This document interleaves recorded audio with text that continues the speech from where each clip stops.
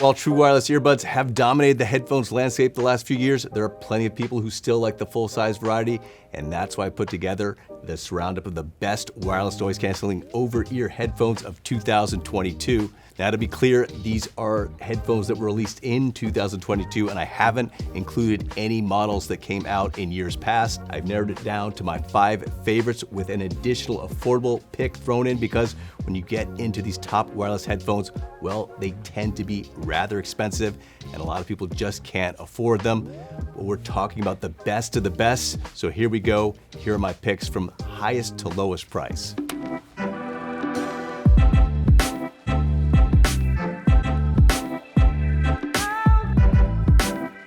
At $799, we have the Focal Bathys. Focal is a French audio company known for its high-end speakers and wired headphones, some of which cost thousands of dollars. It's finally done what a lot of high-end audio companies have had to do in this age of on-the-go wireless music listening, make active noise-canceling Bluetooth headphones. But they also have a built-in DAC, that stands for digital to analog converter, for USB wire listening with any computer, smartphone, or tablet with USB-C, and that makes it easy to go from wireless to wired listening for slightly better sound. The Bathys build quality and design are excellent. They're comfortable to wear, and they're easily one of the best sounding wireless headphones. They offer excellent clarity, detail, accuracy, and powerful, well-defined bass that's got the right amount of warmth to it. They have a spacious soundstage, for closed-back headphones anyway, and they allow you to hear each instrument distinctly in complicated tracks where several instruments are playing at the same time. The Bathys use aluminum magnesium speaker drivers, while Focal's higher-end wired headphones have beryllium drivers that offer even more clarity and accuracy with the right setup. Their noise canceling isn't as strong or as good as what you get with the Sony WH-1000XM5 or the Bose Quiet Comfort 45 headphones, for example, but Focal has done its best to implement noise canceling without sacrificing sound quality, which is always a challenge. They're also good for making calls, so a really great headphone overall, but out of most people's price range, though it is cheaper than the Mark Levinson number 5909 headphones that go for around $1,000. Okay, moving on to the Bowers & Wilkins Px8 at $699.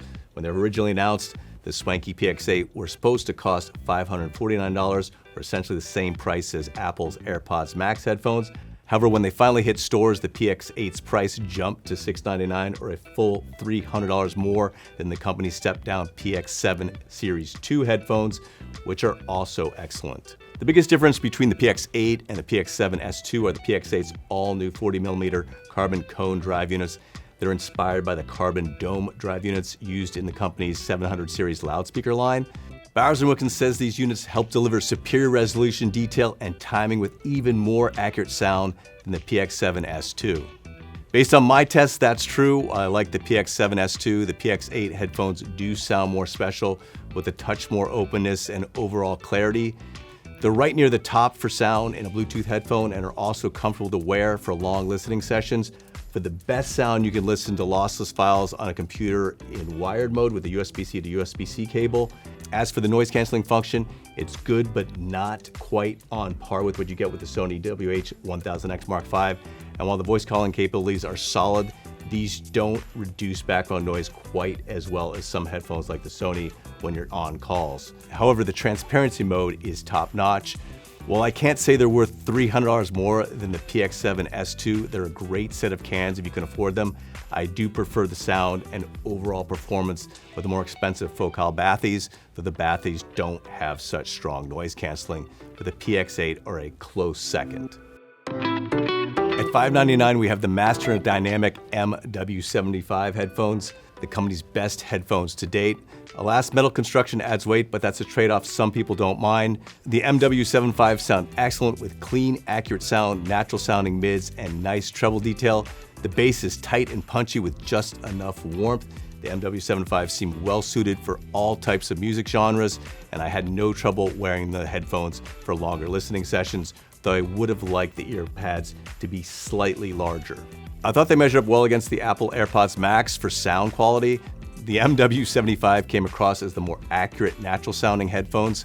The AirPods Max had a little more energy and played a little louder, but the MW75 sounded a bit smoother and a tad more articulate. It's also worth noting that while the MW75 don't have quite the noise canceling capabilities of the Sony WH-1000XM5, they do offer very good noise canceling and are also very good for making calls. Another great headphone overall.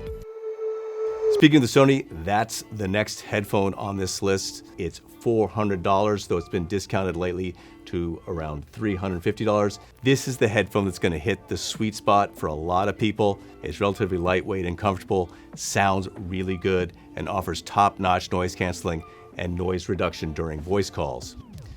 Some people prefer the dual hinge design of the earlier 1000X Mark IV, which offers a little more bass energy, but I personally prefer the slightly more refined sound of the Mark V and particularly appreciated the improvements to the call quality. While the Sony doesn't sound quite as good as the models I've already talked about, it does have some nice extra features like Sony's speak to chat mode, and it does cost less and has best-in-class noise canceling. At number 5, I have Sennheiser's Momentum 4 Wireless, a $350 headphone that's been selling for closer to $300. While some people may be a little disappointed that their design has become a bit too straightforward and less distinctive with less premium materials than the previous Momentum 3, they essentially check all the boxes for what you want in a premium noise canceling headphone from the standpoint of comfort, features, and performance. Initially, I wasn't wowed by them, but after I broke them in for a few days, their sound grew on me, and Sennheiser has improved not only their noise canceling performance, but also their voice calling performance. And unlike the previous Momentum 3, they do fold flat and have incredible battery life at up to 60 hours. Depending on what I was listening to, there were times when I thought they did sound slightly better than the Sonys. They're just a tad more natural and accurate sounding, and they do cost less than the Sony, so that's another reason to consider them. Last but not least, I have my value pick, the Soundcore by Anker Space Q45, which is currently selling for around $130.